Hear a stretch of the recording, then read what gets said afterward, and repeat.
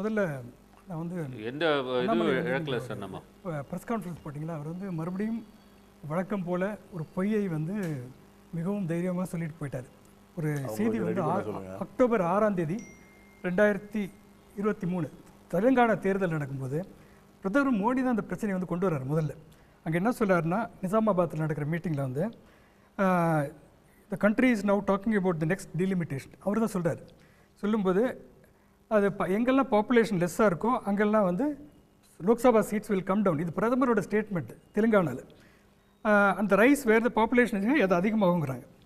Southern states have achieved remarkable progress சொல்லிட்டு but they stand to lose 100 seats அப்படிங்கிற அதுக்கு வந்து மறுபடியும் காங்கிரஸ் தான் ப்ளேம் பண்ணுறாருன்னா, மக்கள் தொகைக்கு ஏற்பதான் உரிமைகளும் வரும்னு சொல்லி காங்கிரஸ் சொல்கிறாங்க. காங்கிரஸ் அப்படி சொன்னதான் எனக்கு தெரியல. அப்படி வந்து அதாவது இப்போ வழக்கம் போல் நேருவை சொல்ல நல்ல வேலை, நேரு வந்து இப்போ இல்லாத வந்து நமக்கு புரியுது. ஆனால் இப்படி ஒன்று சொன்னது இது பிரச்சனையை கிளப்பினார். அப்போ அண்ணாமலை சொன்ன தப்பு. இந்த பிரச்சனையை வந்து யாருமே பேசாமல் திடீர்னு அவர் தான் தூக்கி போடார் இந்த இடத்துல. அது காங்கிரஸ் ப்ளேம் போட்டால் வழக்கம் போல். இன்னொரு முக்கியமான விஷயம் நான் சொல்லுதுன்னா, கோவை சத்யன் சொன்ன மாதிரி அது மாதிரி இப்போது திமுக வந்து குரல் எழுப்பில் மாநில உரிமைங்கிறதெல்லாம் வந்து இப்போது எத்தனை முறை அதிமுக வந்து குரல் எழுப்பிருக்குங்கிறது ஒரு கேள்வி. இது வந்து ஒரு கட்சி பிரச்சனையாக பார்க்கக்கூடாது. முதல்வர் வந்து ஒரு ஆல் இண்டியா ஒரு அனைத்து கட்சி கூட்டம் போடுறதே வந்து வரவேற்புக்குரிய விஷயம் தான். அது அதிமுக சேர்ந்து என்ன ஜெயக்குமார் ஸ்டேட்மெண்ட்டும் அப்படி தான் இருக்குது. அது இல்லை. ஆனால் ஒரு முக்கியமான விஷயம் என்ன, ரெண்டு விஷயம் இருக்குது சார். ஒன்று, அங்கீகரிக்கப்பட்ட கட்சிகள் கூப்பிடுறது ஒன்று, பதிவு பெற்ற எல்லா கட்சிகளையும் கூப்பிட்டுருக்காங்க இந்த முறை. ஆமாம், இல்லை அது நல்ல விஷயம் தான். நான் வந்து எந்த பிரச்சனைக்காக இருந்தாலும் மாநில பிரச்சனை வரும்போது ஒரு அனைத்து கட்சி கூட்டத்தை கூட்டுவது ஒரு நல்ல நடைமுறை தான் நான் பார்க்குறேன். அது வந்து பல நேரங்களில் வந்து உதவியாக இருக்கும். கர்நாடகாவில் காவேரி பிரச்சனை வரும்போது அனைத்து கட்சி கூட்டம் போடுறாங்க. இப்போ வந்து ஒரு நல்ல முன்னுதாரணமாக தான் நான் பார்க்குறேன். அதனால் இது வந்து ஒரு கட்சி பிரச்சனையை கொடுக்கறதுல வந்து பிரச்சனை இருக்குது. ஆனால் நான் முக்கியமான ஒரு விஷயம் சொல்கிறதுன்னா, இப்போ இருக்கிற இந்த 543 சீட் வந்து 1971 ஃபிக்ஸ் பண்ணது பாப்புலேஷன் வச்சு அதை நம்ம எல்லோரும் சொல்லிட்டோம். அப்போ வந்து ஒரு தொகுதிக்கு வந்து ஒரு 10.4 லட்சம் ஆளுங்க அதாவது ஓட்டர்ஸ் இருப்பாங்கன்னு சொல்கிறாங்க. இது வந்து அப்போ அதை ஏன் ஃப்ரீஸ் பண்ணுறாங்கன்னா, முன்னாடி எல்லோரும் பேசுகிற மாதிரி வந்து மக்கள் தொகை கட்டுப்பாடு வந்து கட்டுப்படுத்தப்பட வேண்டும்.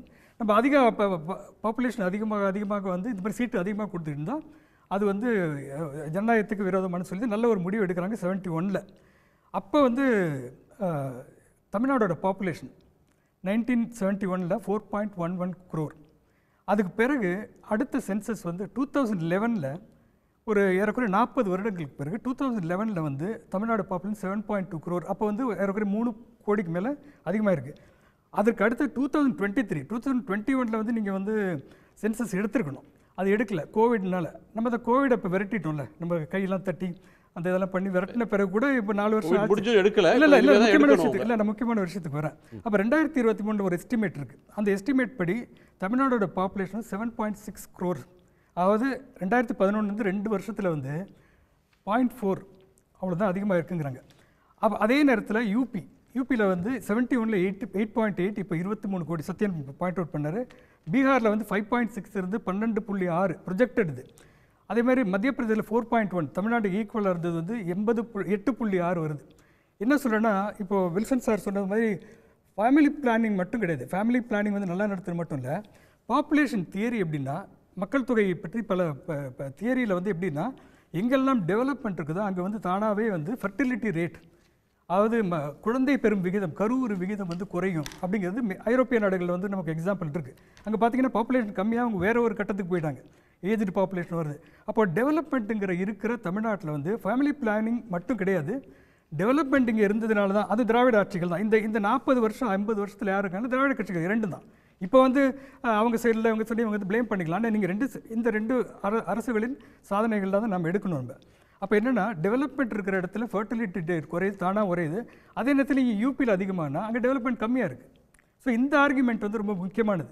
அப்போ இன்னொன்று வந்து இதை எப்படி தீர்க்கிறது, இதை வந்து நீங்கள் வந்து ஒரு கான்ஃபரன்டேஷன் மூலமாக தீர்க்க முடியுமா அப்படின்னா, அமெரிக்காவில் வந்து என்ன பண்ணுறாங்கன்னு பற்றி ஒரு இந்து பத்திரிகையில் வந்துருக்கு ஒரு நல்ல ஒரு ஆர்டிகல், அண்டர்ஸ்டாண்டிங் டிலிமிட்டேஷன். அதை வந்து முக்கியமான விஷயம் சொல்கிறாங்க. 1911 அமெரிக்காவோட பாப்புலேஷன் 9.4 crore 9.4 கோடி. இது வந்து 2023 33.4 கோடி. அப்போ என்னென்னா, சீட்ஸை வந்து ரீடிஸ்ட்ரிபியூட் பண்ணுறாங்க. அவங்க வந்து ஒரு மெத்தட் ஃபாலோ பண்ணுறாங்க, மெத்தட் ஆஃப் ஈக்குவல் ப்ரொபோர்ஷன். இது இந்துவில் வந்து செய்தி. இதில் பார்த்தீங்கன்னா பெரிய சேஞ்ச் இருக்காது. பாப்புலேஷன் அதிகமானாலும் அது ஏதோ ஒரு மெத்தட் நம்ம அதை மாகாணத்துக்கு அதே அளவில் இருக்கிற மாதிரி ஒரு மெத்தட் அவங்க கண்டுபிடிச்சாங்க. அதேமாதிரி யூரோப்பியன் யூனியனும் இருக்குது. யூரோப்பியன் யூனியனில் அப்படி பண்ணியிருக்காங்க.